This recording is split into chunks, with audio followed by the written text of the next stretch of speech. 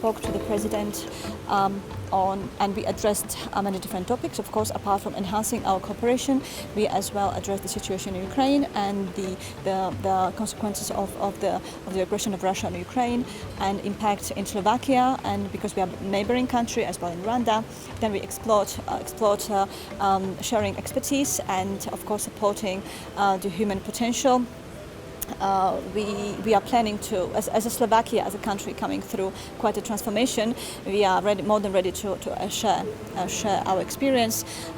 As you know, we are a member of NATO, Schengen, Euro, European Union, of course. So it took us it has been quite a challenge, but we are strong supporters of the fact that it should be a knowledge and time invested for the countries to be more independent. So this is what we are planning to do as a partners with Rwanda. And we are looking forward to strengthening and activating our cooperation. Ireland and Rwanda have a lot of similarities. We're both countries with a proud agricultural tradition, and we've also seen the need to invest in things like technology and pharmaceuticals so that our countries can develop. My priorities are to develop economic, trade, cultural links with Rwanda over the next 3 or 4 years that I'm ambassador. It's important that countries benefit equally from one another's trade and investments in each other. We have an economic forum in Ireland that we will hope Rwanda will participate in towards the end of June, and that some Rwandan business people will come to Dublin and tell the story of Rwanda. This event will definitely allow both Ukraine and Rwanda to start or to open rather a new page of our bilateral cooperation. We have so many difficult mutual projects we could develop for the benefits of Ukrainian and Rwandan citizens.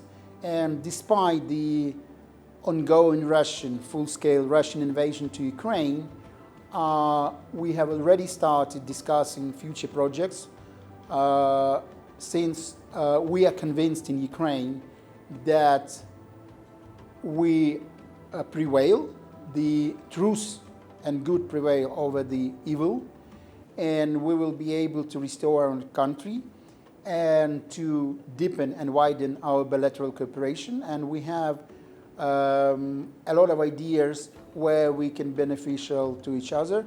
It's agriculture, machinery building, aerospace technology, ICT, and I'm sure that we will bring these projects to reality and not just leave them in our minds or on paper. And also what is important, I'm sure that we'll be able to develop people-to-people contacts for Ukrainians to know Rwanda better, for Rwandans to know Ukraine better, and we hope that after the end of the war, a number of young Rwandans will be able either to come back for their studies to Ukraine or start their studies in Ukraine, since we are convinced that the quality of Ukrainian education is very high, and it's not as expensive as in some other countries. I also would like to mention that when I paid my first visit to Kigali at the end of November, we had an honor and pleasure to open our Ukrainian audio guide in Genocide Memorial, because we had so many plans that more and more Ukrainian tourists will come to your beautiful country and will be able to listen to that terrible genocide story in our own language. And it's still there. Unfortunately, not many Ukrainian tourists are coming these days, but I'm sure that time comes when Ukrainian tourists will come to your country to explore it, to enjoy it, and to pay tribute to genocide victims during their visit to Genocide Memorial. Discussed Canada-Rwanda relations. We looked forward to the Commonwealth Heads of Government meeting. I complimented His Excellency on Rwanda's very impressive management of the pandemic, and clearly their entry into the next phase outside of the pandemic, and on all of the many successes that Rwanda has achieved in a number of years. And I look forward to representing Canada and Rwanda and building our already strong relationship, and looking forward to a bright future. Well, I think we work together very well. I think we're quite like-minded and understand each other. And there are areas of common interest in all of the organizations you mentioned. And I think the fact that both of our countries belong to that range of organizations, which isn't, I wouldn't say it's unique, but it's uncommon. For example, to have a country that belongs both to La Francophonie and the Commonwealth.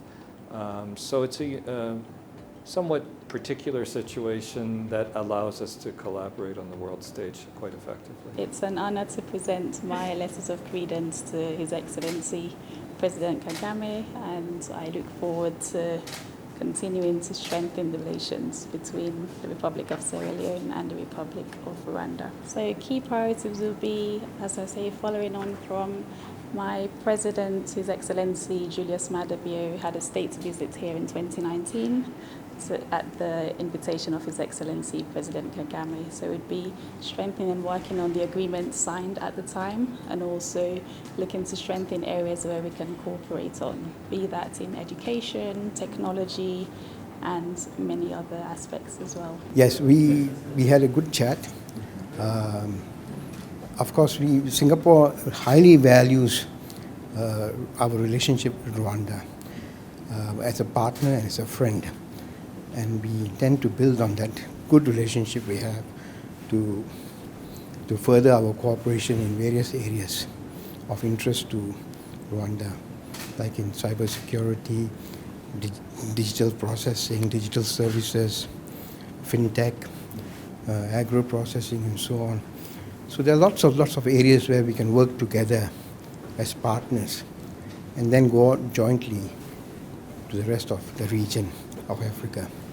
So this is where we see the way forward for Singapore and Rwanda to cooperate bilaterally, jointly as partners. I was very grateful today to be able to present my letters of credence to His Excellency. We had a very good, broad-ranging conversation about renewing our bilateral relationships and growing them.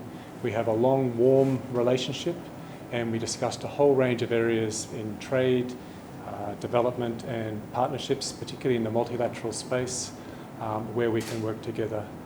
We also discussed the upcoming Commonwealth CHOGM Heads of Government meeting, and I expressed my admiration for the preparations that have been undertaken, and there's full confidence that the meeting is going to be a full success, and that New Zealand is very much looking forward to being part of that meeting. As you know, Djibouti and Rwanda are sharing excellent bilateral relations, which can be qualified by friendship and familial bilateral relations. We have several bilateral agreements. Some of them have been already implemented. And now it is to me to work hard with my colleague, Ambassador Hope, Ambassador of Rwanda in Ethiopia and Djibouti, to resume the bilateral meetings, as I hope that we are at the end of the COVID-19 pandemic, in order to strengthen and deepen our bilateral relations and to reach a new height. Another thing that I highlight is the Rwanda presented the resolution for plastic pollution. That it's something that Colombia co-sponsored, and I think if we have a strong group with the G77 that I'm presiding now in Nairobi, the African group and the Latin American group, that it will be the strongest group that we can find to have a binding instrument and to do something about plastic pollution. So we have lots of things in common. We want to share, and the distance nowadays is not a problem. We can work together, and I hope we can do that as soon as possible, start working together as soon as possible.